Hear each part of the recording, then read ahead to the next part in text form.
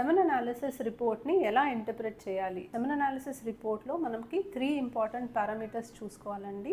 First important parameter sperm count అనమాట. So sperm count కనీసం 16 million per ML ఉండాలి. WHO guidelines ప్రకారం 16 million per ML కన్నా ఎక్కువ ఉంటే దాన్ని నార్మల్ కింద కన్సిడర్ చేస్తాం. Second parameter progressive motility. ఎన్ని స్పర్మ్స్ ఉన్నా దాంట్లో వేగంగా ముందుకు కదిలే స్పర్మ్స్ ఎంత శాతం ఉన్నాయి అనేది మనం చూసుకోవాలి. Rapidly progressive motile sperm count అనేది 30% పైన ఉంటే అది నార్మల్ అనమాట. మూడోది morphology. So morphologically normal sperms అంటే ఆకారం కరెక్ట్గా ఉన్న కణాల శాతం. ఇది 4% కన్నా ఎక్కువ ఉంటే అది నార్మల్ కింద కన్సిడర్ చేస్తాం. ఇవి 3 ఇంపార్టెంట్ పారామీటర్స్ అండి. ఇవి నార్మల్ ఉంటే ఏ ప్రాబ్లం లేదు అని కాదు. స్పర్మ్ క్వాలిటీ ఇష్యూస్ ఈ రిపోర్ట్లో మనకు తెలియదు. కానీ ఈ 3 మనకి నార్మల్ ఉన్నప్పుడు యూజువలీ ఫర్దర్గా హార్మోన్ టెస్ట్ కానీ జెనెటిక్ టెస్ట్ కానీ స్కాన్ కానీ ఇలాంటివి సజెస్ట్ చేయము. ఇదేదైనా అబ్నార్మల్ ఉన్నా కూడా మీకు ప్రెగ్నెన్సీ రాదు అని కాదు, కానీ ఫర్దర్ ఇన్వెస్టిగేషన్ చేసి దీన్ని కరెక్ట్ చేయడానికి ట్రై చేస్తాం. మీరు ఎక్కడైతే అనాలిసిస్ చేసుకుంటున్నారో WHO గైడ్లైన్స్ ఫాలో అవుతున్నారా లేదా అనేది గమనించుకుంటే మీకు కరెక్ట్ రిపోర్ట్ అనేది రావడం జరుగుతుంది.